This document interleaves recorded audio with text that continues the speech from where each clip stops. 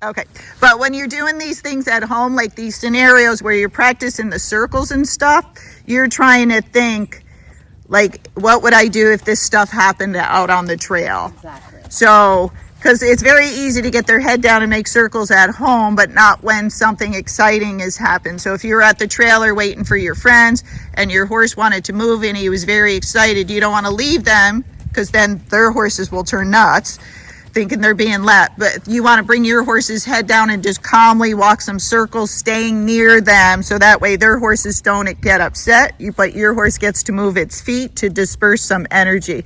So you can do this. And then the other thing I'd try, just for practice, is staying in this same amount of space, but try your serpentine down here. So instead of just now making the figure 8, just start wiggling around, you know, in the serpentine, anywhere you want to go, but staying in about the same amount of space, because this would kind of be about where a trailer would be. But you see his head come up and kind of look at Cayenne.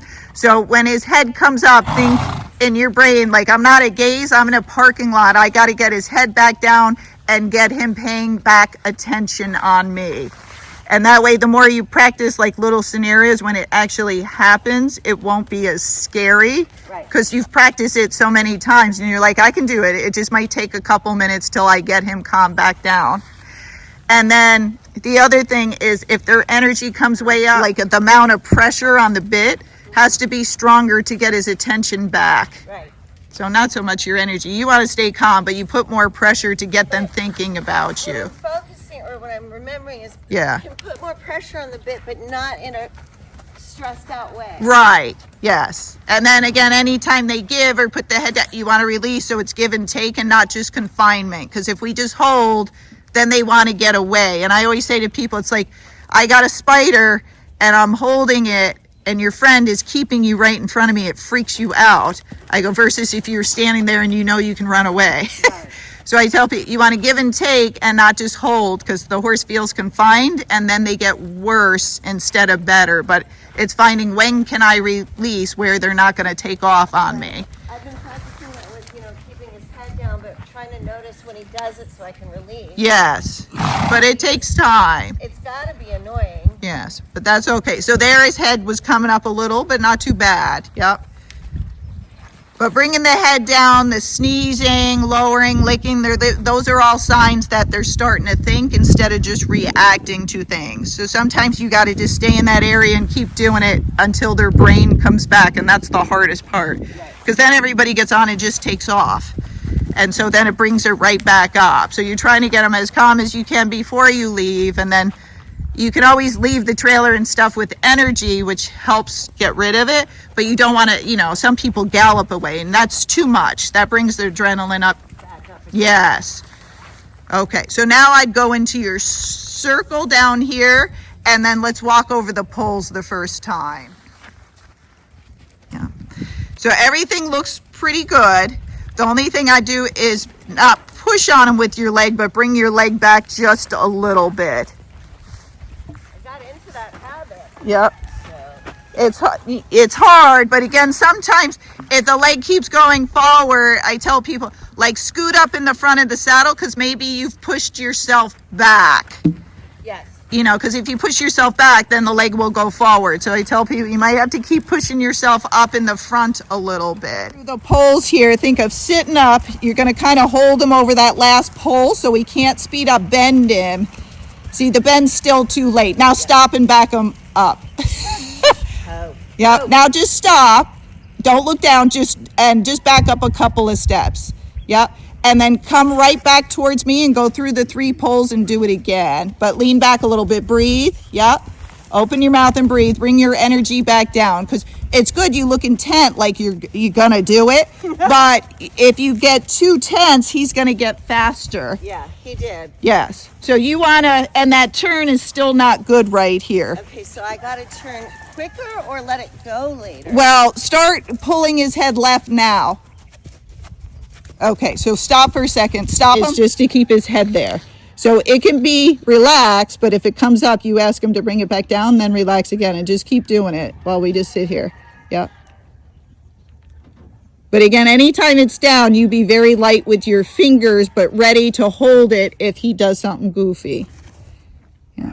Because the better, again, we get it, then when you walk off, it should be easier. If we didn't do it good enough, then it won't be. Right. Yeah. But right now, he's kind of in between your hands and legs. Now, you kind of slid the bit on him, but I didn't see him pull. Was he pulling? Or did you slide it to get his head down? I slid it to get his Okay. I squeezed to get his head down. Yes. So do it with both reins because you just changed what I reminded him to do. Does that make sense? So only slide the bit if you're desperate or he's pulling on you. Otherwise, it's just pressure means head down. Yep. If he's backing up, you're probably pulling too hard. Because all I did was just tighten my fist and wait. So I didn't really pull. I just kind of squished the rein. Yeah, he's got it. Yes. Good boy. Now, do you think he is good enough that you could walk? Not gait, but walk and keep his head down. Okay, so go ahead and try. His head came up immediately. Yep. So you want it down where it was, and you might have to hold it. Try not to pull your hand down. That's the hardest part. That's why they always want your hand coming back towards your hip, because that's where you're going to be the strongest. It's not like they made up this crazy English thing just to torment people. They do these things because they work. And so when you're coming towards a jump and you got some big warm blood that's pulling on you, you need your arms as strong as you can, because most of them are in snaffles. So now as you're going to keep a bend, but don't let his head come up. See how his head's coming up? Yep. So if their head comes up, it's a couple of things it can be. One of the reins got loose. The other thing is the horse is bulging. So what I saw is you went by there, and let's cut across so you can go right back over there. I saw his head go to the right and his body come to the left. Right. So what you have to do is get his body to go to the right by using your left leg and hold that left rein or squeeze and relax it more that whole time you go across here so he can't look at the guy at the truck, because that's what he's trying to do. That's better with his head. Yep. So keep kind of vibrating your left rein because his head's going right. Their eyes are attracted to motion, so that little motion by that tractor is distracting him. So once we know that, we're like, oh, there's a dog running through the field. My horse is going to get distracted because there's motion going through the field, which means a predator might be coming. Now you know his head went to the right like 10 steps. Okay. So just keep doing this at a walk first, but his head is coming up and he is getting faster. So two things are happening that are not staying consistent. So you keep working on his head, and every time he speeds up, and it's hard when they're smooth, you want to take leg off, breathe, and try to slow down. And then start getting his bend, because his eyes keep still going to the right. Yep, and if you have to pull harder because you're squeezing and it's not working, then you pull harder, but you make it a brick wall. You pull and you hold and you don't let go until their head goes down. If the head keeps going up and down, it's not the horse, it's us being inconsistent, so they're not understanding. And let his ears tell you where his attention's going. You're doing much better. Yeah. Yep. So let's make one more circle. And as soon as you get all the way across and he's past that tractor, his head comes down. So he's trying, but at times he gets distracted. And again, old habits are hard to break, especially if nobody made them pay attention. So when somebody goes, your horse's head stays down all the time, I tell people, that's because that person or I have been working on it for years, not letting them look around. And I go, and then it becomes a habit. But if you don't make them do it in the beginning, it's normal for them to look around and see what's going on. Yeah. I think he gets trippy too. Yes, because then they're not paying attention to where they're walking. They're distracted. It's like me with my phone. I took away your cell phone privileges. Yes. So you're pretty good as you go across. He's not as distracted. He's not speeding up as much, but his head's higher. So every time you get over there, you might have to be a little bit stronger with your hands or your arms or holding him more in between your legs to see if you can keep his head down like you're keeping it around the rest of the circle. But up there, there's more energy because of that distraction.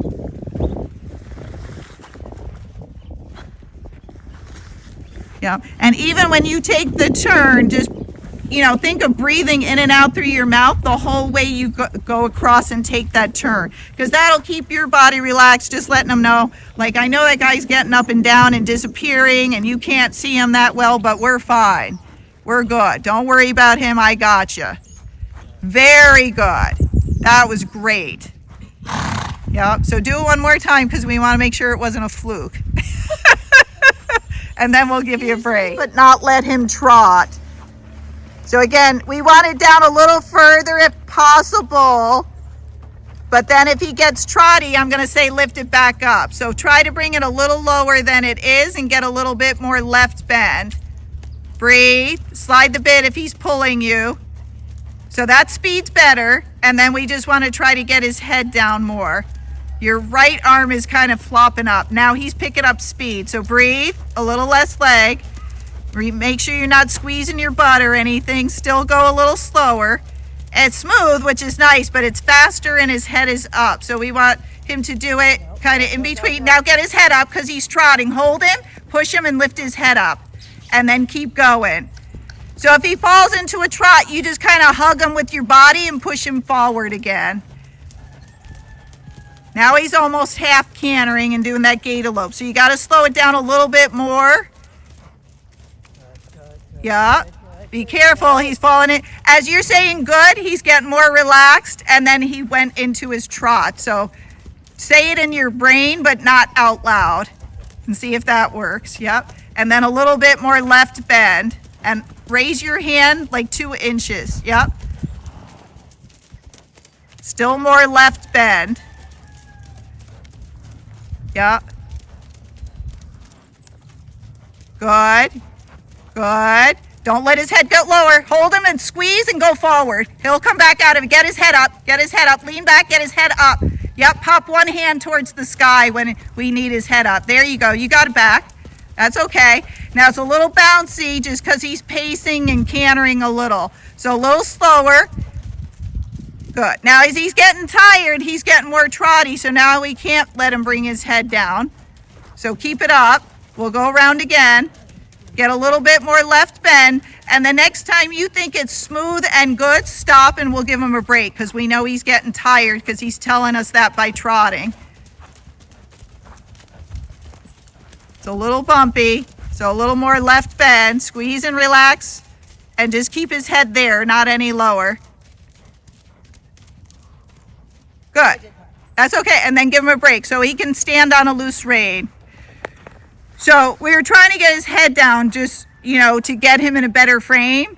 And then he started falling out of it. He started trotting. So that's why I was like, you know, we can't do it anymore. We got to bring his head back up to hold the gait. But that's okay. In time, we'll get it. We did well at first. Yes. And Yeah. I felt, like I mentioned to you, what I want to work on is I felt how I could keep him and help him. Yes. Yeah. A little bit better. Yes. So when he falls out of it, this is the difference between the pacey and trotty one. When they fall out of it and they're trotty, if you just get their head up and sit back and kind of squeeze them together, they'll go back into gait. The pacey ones will just keep pacing. Yeah. So the pacey, I stop, back up, start over. Trotty ones, I can usually pop them right back into it.